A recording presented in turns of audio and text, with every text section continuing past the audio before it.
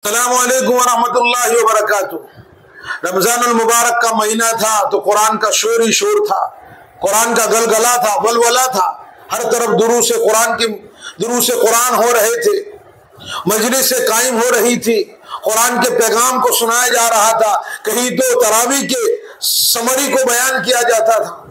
कुरान कुरान कुरान एक माहौल बना हुआ था। जैसे ही रमजानुल मुबारक का महीना खत्म हुआ तो कुरान का जो वलवला और गलगला था वो तो बहुत कम हो गया, लेकिन जो दुरूस कुरान होने चाहिए थे मस्जिदों में, वो दुरूस कुरान भी बंद हो गए। इससे उम्मत को पानी मिलता है। दुरूस कुरान से कुरान के उलूम लोगों में राइज होते हैं, कुरान का शगफ लोगों में पैदा होता है। कुरान की तरफ आना इन दुरूस से आसान हो जाता है। लोग कुरान के तर्जुमे पढ़ना शुरू करते हैं, कुरान की अंडरस्टैंडिंग उनको होना शुरू हो जाती है। कुरान का मकाम, कुरान की अजमतें उनके दिलों में बैठती है, क्योंकि दुरूस कुरान बस्तियों में एक रूह फूंक देता है। दुरूस कुरान बस्तियों में इल्म की एक नहर चला देता है। अलग अलग बातें जब कुरान के सामने आती है तो नौजवान कुरान की तरफ उनका अट्रैक्शन बढ़ जाता है। तर्जुमे के साथ कुरान पढ़ना शुरू करते, फिर उलमा को सवालात करना शुरू करते।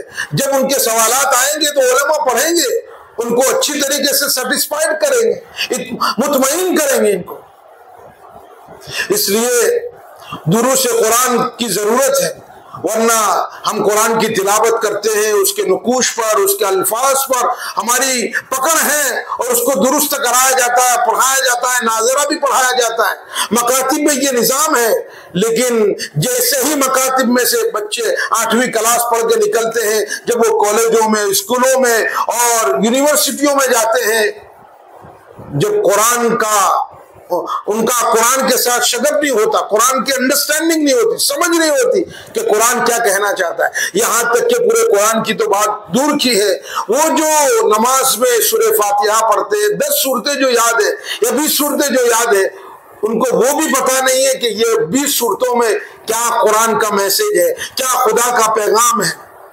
वो नहीं समझते। वो रोजाना नमाज में सूरह फातिहा पढ़ते हैं, वो नमाज में रोजाना अल्हम्दुलिल्लाहि रब्बिल आलमीन अर्रहमानिर रहीम या अलम तरा कैफ फ़अल रब्बुका बि अस्हाबिल फील, ये सब सूरतें पढ़ते हैं, लेकिन उनको पता नहीं है कि इन सूरतों में खुदा क्या मैसेज देना चाहते हैं। फिर अलिफ लाम मीम ज़ालिकल किताबु ला रैब फीह हुदल लिल मुत्तकीन, ये कुरान जो है अट्रैक्शन पैदा कर देता है। इसलिए कुरान का इनकलाब लाने के लिए, लोगों के अंदर कुरान की समझ पैदा हो, उसके लिए जरूरत है कि मस्जिदों में जितने भी कुरान रखे हुए हैं, लोकल लैंग्वेजों के तर्जुमे वहां रखे जाए। एक भी कुरान बगैर तर्जुमे वाला नहीं होना चाहिए, क्योंकि जब भी कोई कुरान की तिलावत करने के लिए बड़ा या बुरा या जवान बैठेगा तो वो कुरान का टेक्स्ट पढ़ेगा, वो तिलावत करेगा, लेकिन उसको नीचे कभी कभी ये ख्याल आएगा कि मेरा रब मुझे क्या कहना चाहता है। वो वहां बैठेगा तो अपना मोबाइल भूल जाएगा, वो अंदर गौर फिक्र करने बैठेगा, तो वो जो 5 मिनट के लिए 10 मिनट के लिए जो मस्जिदों में आते हैं, वो आधा घंटा बैठेंगे, क्योंकि कुरान उनको खींच लेगा, कुरान उनको पकड़ लेगा, अंदर गौर खौफ करने के लिए कुरान मजबूर कर देगा उनको। कहीं से वो अफला तदब्बरून अल कुरान अम अला कुलूबिन अक़फ़ालुहा, ये आयतों से गुजरेंगे। कभी किताबुन अंज़लनाहु इलैका मुबारकुन लियदब्बरू आयातिही व लियतज़क्कर उलुल अलबाब, कभी इन आयतों से गुजरेंगे किताबुन अंज़लनाहु इलैका लितुख़रिजन नास मिनज़्ज़ुलुमाति इलन नूर, कभी इन आयतों से गुजरेंगे इन हुवा इल्ला ज़िक्रुल लिल आलमीन, कभी इन आयतों से गुजरेंगे हाज़ा बलागुन लिन्नास। बहुत सारी आयतें जो उनको पकड़ लेगी कि मुझे पढ़ तो मुझे समझ, और कहीं समझ में ना आए तो जुमा के बयानात में उनको तरगीब दी जाए कि ये तर्जुमे वाले कुरान पढ़े हुए हैं, आप उसको मुताला कीजिए, पढ़िए। अगर कहीं भी समझ में नहीं आ रहा है, उलमा की भीड़ है, कहीं भी जाएंगे उलमा आपको समझाएंगे कुरान। जब वो लोग सब सवालात करना शुरू करेंगे तो उलमा फिर जवाब देना शुरू करेंगे, वो पढ़ेंगे, कुरान का मुताला करेंगे। इसलिए जरूरत है इस बात की कि कुरान को जिंदा किया जाए, कुरान के दुरूस को जिंदा किया जाए, कुरान के हलकों को जिंदा किया जाए, कुरान के अंडरस्टैंडिंग को जिंदा किया जाए। उसके लिए एकेडमीज कायम किया जाए, उसके लिए बस्तियों में कुरान की अरबी सिखाने के लिए हलके कायम किए जाए,